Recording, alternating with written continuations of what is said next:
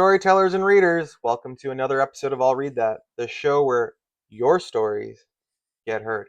Whether you're an unpublished author, a self published independent, or just someone with an awesome story they want to tell, this is your space to shine. In each of these episodes, I'll be reading your submitted story aloud, giving it a voice, a platform, and most importantly, a chance for you to grow. You'll get feedback from fellow writers, other readers, and other creatives to help you sharpen your craft and get your storytelling to that next level. So, if you have been waiting for someone to say, I'll read that, I think you found your place. Please submit your story and let's grow this together.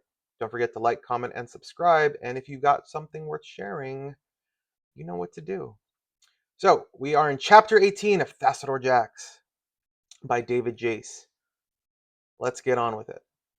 Species log, Human Jax Earth, 21011. Humans are very caught up with the idea of time. They break their existence into smaller units, which seem to have a very little logical organization other than the mysterious number 60. They have gone to the great lengths to make these divisions quite precise and keep track of them meticulously. Yet they claim to observe that time flies faster when you're having fun, or conversely, that time drags slower when you're waiting for something. How can they believe something to be both quite strict and unchanging, yet also malleable? It is a constant complaint of humans. There isn't enough time in the day, or that time slips away from them. However, they spend a significant amount of their time in activities that even they call useless. Entertainment games on their personal devices, or scrolling through an endless stream of social media. After investing a large amount of time in such activities, they've been witnessed to look up and ask, where did the time go? They must either be aware of a universal resource that we are not, which behaves under rules not yet understood, or they must be oblivious to their own activities. Hermes turned down a side alley and left the packed traffic of the city's main street behind them. It bothered him to be boxed in and restricted to the slow movement of the city buses and honking commuters. He found the street-level access to the warehouse and pulled the Corvette into the darkness. The headlights turned on automatically and illuminated the wide twin bases of giant machinery. Between them sat the massive energy collection unit, currently quiescent and dark, empty of the glowing vibrant life energy that would fill it once the machine was running. The energy acquisition system had gone three-dimensional. Instead of rows of chambers on the floor, there were two huge round drums suspended through the mid-level of the building, under the human storage rooms at the top. Hermes elbowed Grote awake and got out of the vehicle. He looked up into the dusty shadows above, broad filament lights casting deep shadows where they weren't, and illuminations onto the catwalks and platforms beneath them. The ceiling was out of sight in the darkness above them, like an indoor night sky, without stars or moon. Lomax's office is in the mid, where we can see the action happening. We should check in there. Grote grunted in response and followed him up the stairs. Hermes' cane tapped on each metal stair as they climbed the levels. After 2 floors, he tired of announcing his presence and carried the cane in one hand instead. They found Lomax on the primary control platform near his office. What's going on? Grote leaned over the railing and looked from the partially constructed drums to the energy collection chambers far below, shrouded in the dark shadows of the machinery above them. We're automating the process. Since the Ranger won't take a vacation and won't stay out of the way, we can't operate on the low scale we were planning. We need a process on the order of thousands, perhaps hundreds of thousands a day. Once this one is up and running, we'll leave one of you in charge and move to one of the other facilities to upgrade it. Within a couple of weeks, we'll have a large-scale facilities on each of their major continents. Lomax explained, his arms spread as wide as a smile. Take those boxes to storage. Hermes knows the way. Then talk to Scholl to see where he needs help. Lomax strolled off, and Hermes led the way to the storage room for extra equipment. They dropped the gear off in storage and went looking for Scholl. They found him on the bottom level of the building under a much expanded control panel. Hand me that laser wrench on the table, Hermes. Hermes picked up the tool and handed it down. Grote's back. What can we do to help?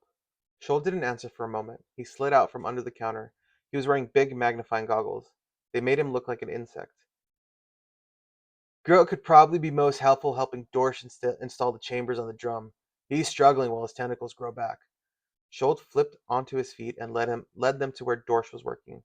It seemed he couldn't resist bragging on his machines as they walked. It was unusually social of him.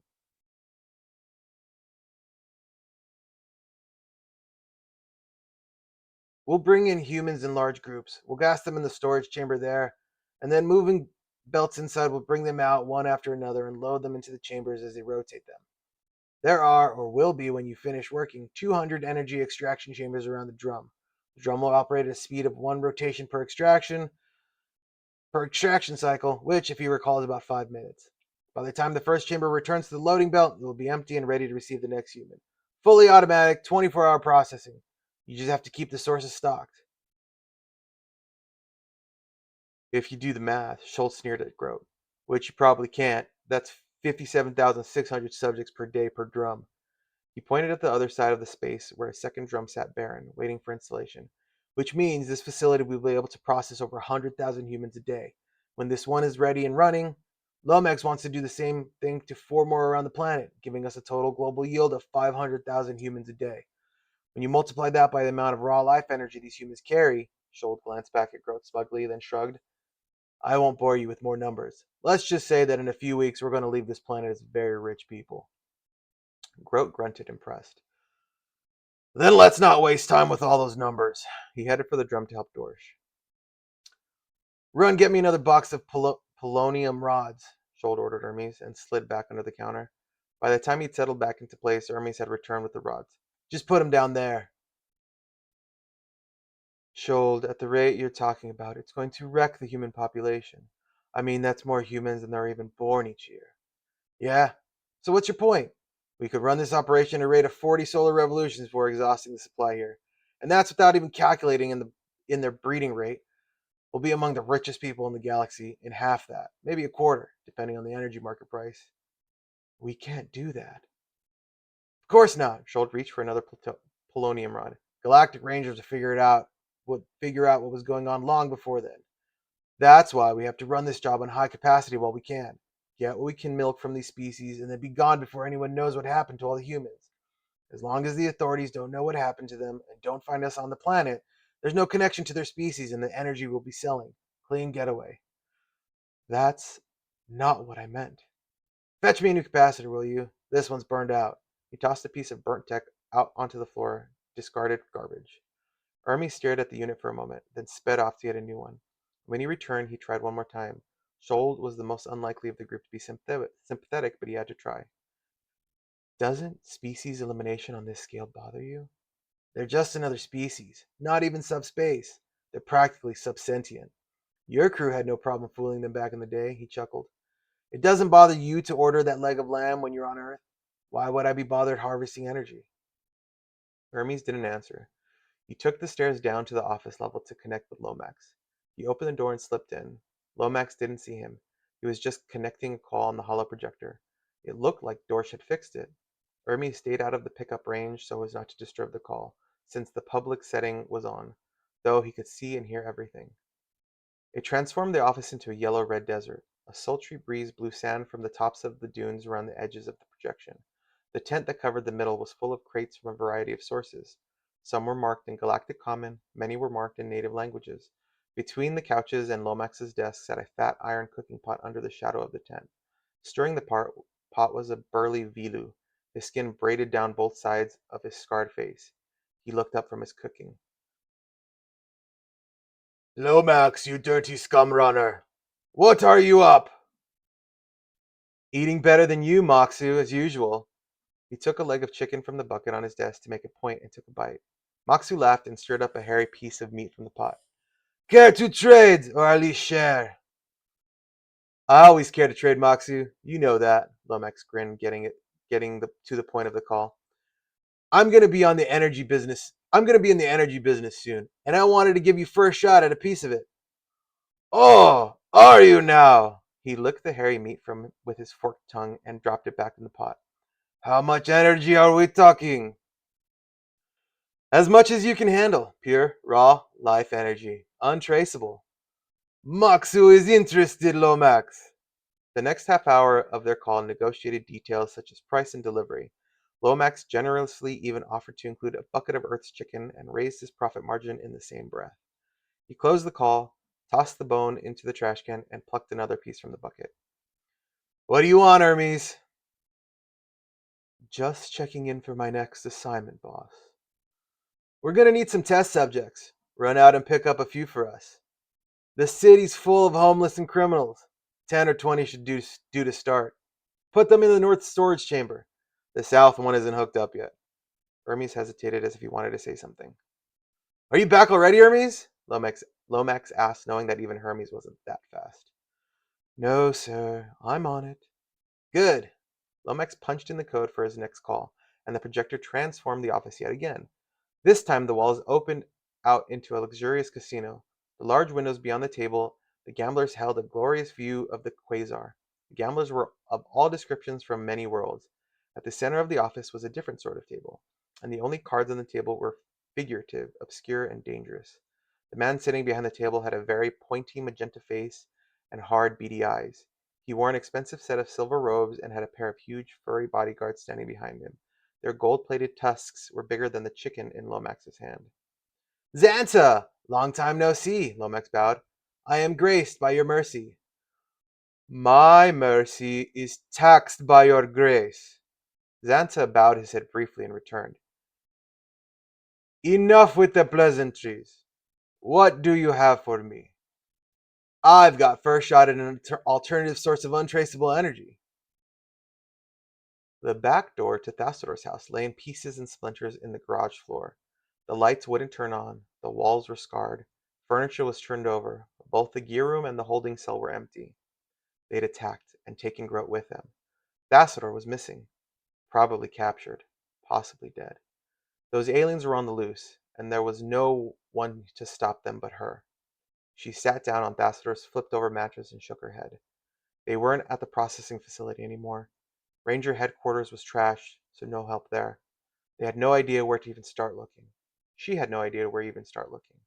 Her head dropped onto her hands, her elbows on her knees, her fingers twisting into her hair, and stared at the floor. Between her feet was a pile of black fabric, so black that it seemed to soak up the light that hit it. A wash of stars along one wrinkle told her it was one of the Rangers' uniforms, but the super dark fabric reminded her of the ambassador's ship, how the metal seemed to just absorb the light that hit it instead of reflecting it. That was her other option. There was one other alien place she knew how to find, the quarry. She made a quick search to find anything useful they had missed. There wasn't much. They'd been thorough. She did find a small safe tucked under a cabinet in the gear room, though. It was numbers, like the security box at the quarry. She didn't know his birthday. She tried the house numbers for headquarters, but she found the combination. When she found the combination, she smirked and shook her head. Guess Jessica really was your type. She took the few things in them and threw it all into a shoulder bag.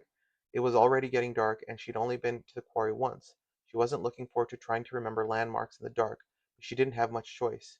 A lot of lives were depending on her. There was construction on Interstate 20 as usual, she thought. But this was an emergency. She had a space motorcycle. The side of the road was blocked by concrete barriers. She slipped between the cars when it seemed safe, and eventually got past the construction. She ran through the landmark she'd remembered from the previous drive to the quarry. It was on the north side of the Metroplex, somewhere above the airport. Then she'd have to look for a little thing. Then she'd have to look for the little things. A Whataburger on a hill, that church that was half fallen down. She took the north exit onto 360. It was even worse than 20, a virtual parking lot, and based on the blinking lights ahead, lanes were closed down. A major wreck, according to the flashing road sign. What would she even say to the ambassador when she got there? "Hi, I'm the human that accused you of transporting murderers and trying to destroy the species you came to visit. Can we talk?" She'd have to do better than that. It was her last chance. By the time she got out of the city lights, it was nearly midnight. Her watch read a few minutes after 2 a.m. when she finally pulled the bike up to the security gates of the quarry. She got the code right on the second try and rode in, looking for that black hole of a spaceship parked at the end of the lane, under some post oaks, where she would beg for help and hope they didn't eat her. She was pretty sure alien tourists weren't allowed to eat the native species they were visiting, but she hadn't specifically been told they couldn't. She shoved the disturbing thought out of her mind and parked the bike. She walked up to the dark closed door of the ship and looked for a doorbell. The asteroid had just touched the wall last time, but especially in the dark, she didn't see anything there to press. Well, if you can't figure it out, there's always brute force. She pounded on the circular door. Hey, I need help. Please open the door. There was no answer. Crickets chirped back at her. A cicada buzzed somewhere in the distance. She pounded again. Open up! I was here with Galactic Ranger Thassodar Jax. I need your help. The door gave no response. She banged again and again. She leaned her head and one arm on the door and just started a steady rhythm of knocking with the other, pleading while her voice grew hoarse. Suddenly the door spiraled open, throwing her arms to one side as it removed her support. She tumbled through the doorway and onto the uncovered gray feet of a Vendosian. She rolled over and looked up into his noseless face, the small, red, expressionless eyes. Please, I need to talk to Ambassador Visu. I need his help. The Vendosian twisted his head to one side as he looked down at her. Perhaps your protocol of announcing one's identity has some merit after all. She'd nearly forgotten how dry and straightforward their responses were. I am Ambassador Visu. She tried to stand, but she was running out of adrenaline and it had been a rough couple of days. She stumbled into the wall, bumped her head, and nearly fell back to the floor. Hands took her shoulders and helped her stand and steady herself. Gray hands with long fingers. The ambassador turned her to look into her face. Are you injured, human? You are human, aren't you? Yes, I'm human. She never had to confirm that before. I'm just tired. But I need your help. She was long past tired, but that wasn't the important part just now. Ranger Jax has been captured, or maybe killed. I don't know, but they're going to hurt lots of people and maybe everyone. The headquarters doesn't have any power, and Groats escaped, and I can't read the controls on the bike, and she didn't think she was even making sense to herself at this point, but she had to make him understand, had to convince him to help somehow. Come this way and we'll talk. The ambassador led her to a room with a large table and chairs in the center. He sat her in the closest chair and set a book on the table beside her. The title made no sense to her, but she recognized the image on the front. Are you reading Peter Pan? The ambassador opened a cabinet on the wall. Yes, I'm studying human society and history, but I have not been able to find Never Never Land on a map. He turned from the cabinet and brought a package of cookies and a half-gallon jug of milk onto the table. It does not seem to exist on star charts or planetary maps. It doesn't exist. The land is all made up. The fact that they're flying didn't make that obvious. He cocked his head to one side.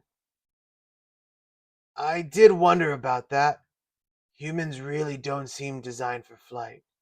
She changed the subject. You like milk and cookies? I guess some things are universal. I've never had them. As I said, I'm studying human culture and biology, and I was told they're a meal of comfort.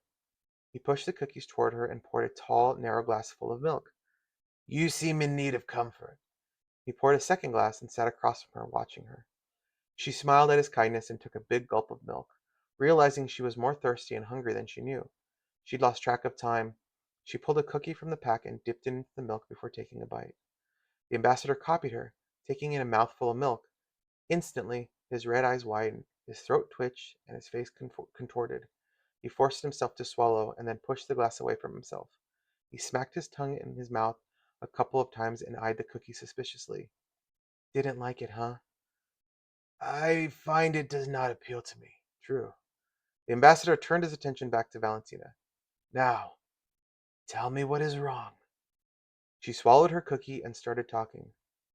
She told him all they knew about the escaped she told him all they knew about the escaped convicts and their leader Lomax, about Thassodar's disappearance and her inability to read Galactic Common.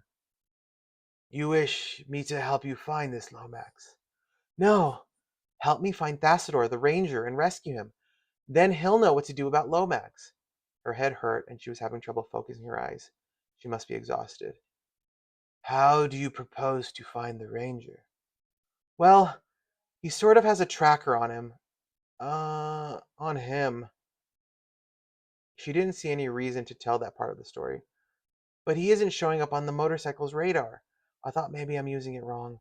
You could tell me what you you could tell me what I'm doing wrong. I cannot. Valentina was suddenly wide awake. He could not tell her no?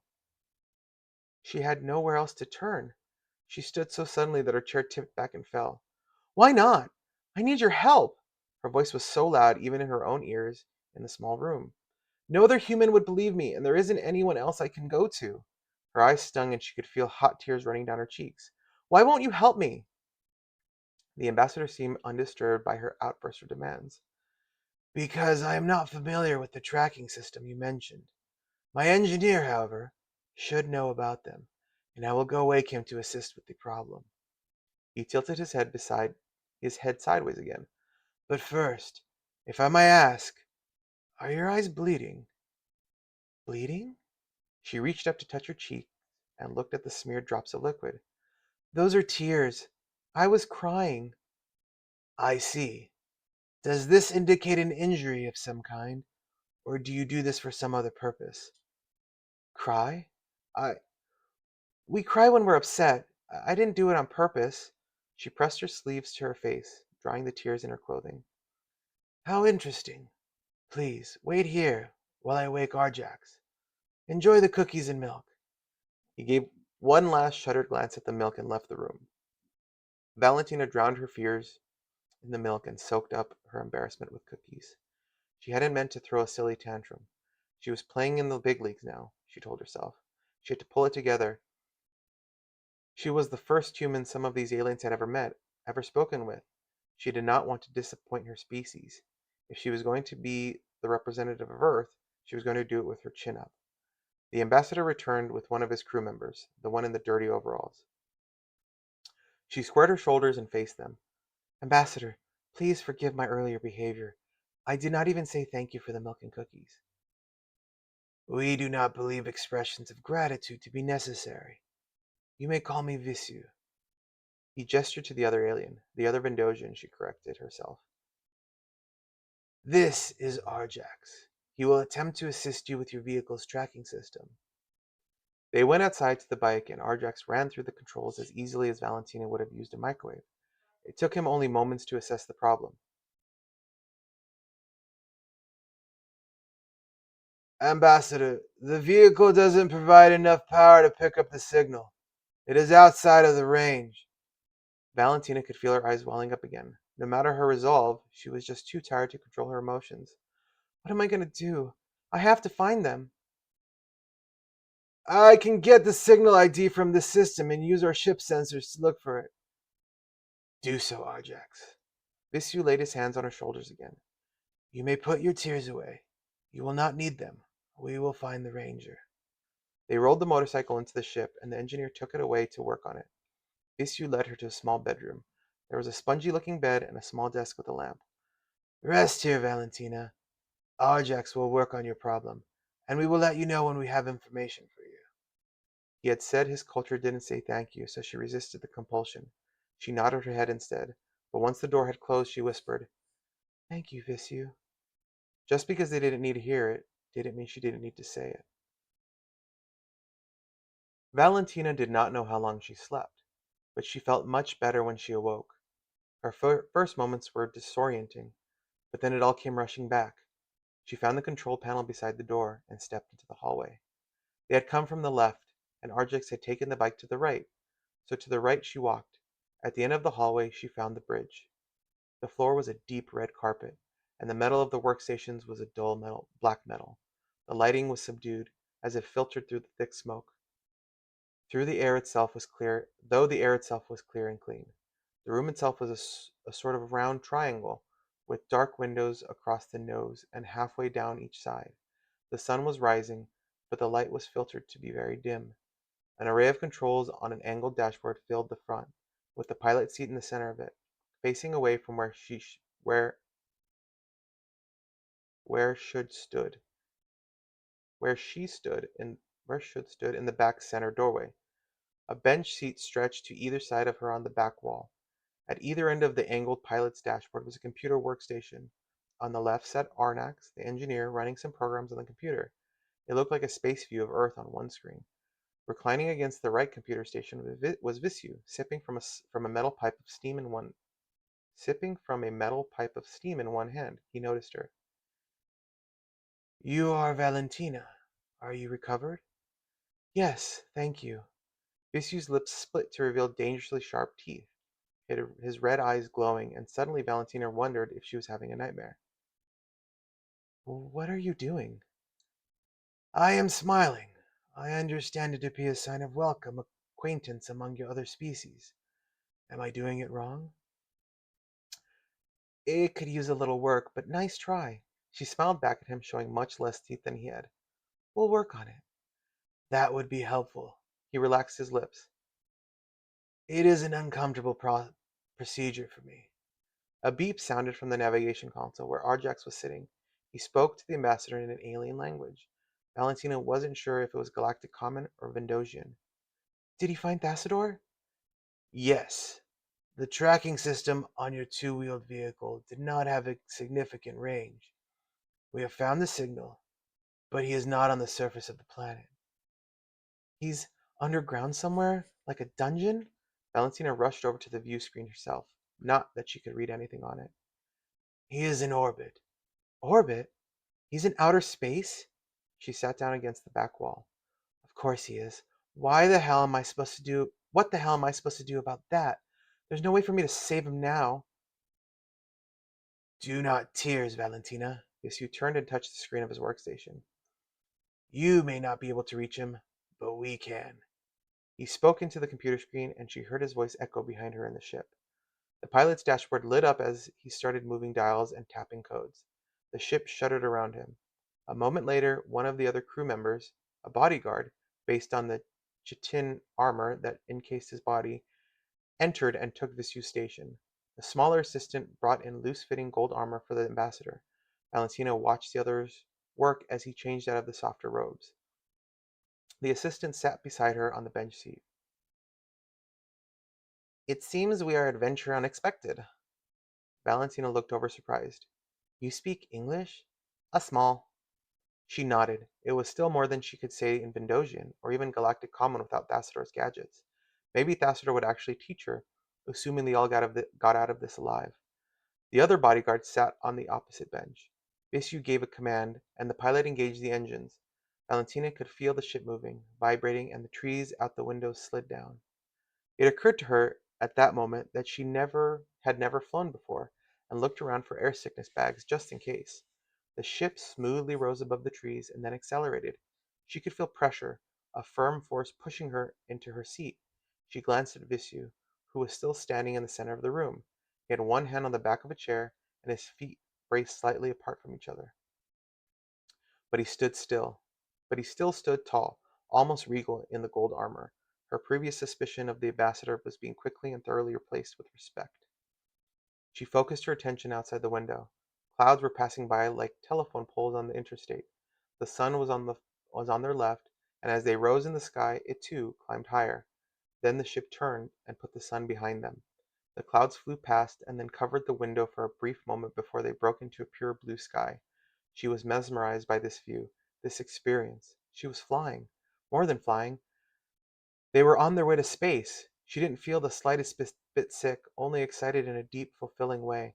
The blue thinned, and stars began to break through.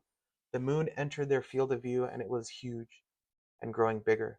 When the moon filled half the windows, she noticed something beneath it, shadowed by the moon. It was a ship, possibly larger than this one, though these were not distances she was used to judging by. Visu pointed at the ship in the shadow of the moon. That is the ranger's location, Valentina. Shall we dock, Ambassador? Asked the pilot. Defenses, Akon. No evidence of hot weapons, and the engines are powered down. Yes, Kimney, dock with the other ship. Akon, Barco, with me. Would you like to accompany us, Valentina? I cannot guarantee your safety. Valentina checked to make sure the NEI pistol was still strapped to her hip. I'll guarantee my own safety. The assistant, she thought his name was Benzo, brought a sword and offered it to Visu, who accepted and sheathed it over his shoulder.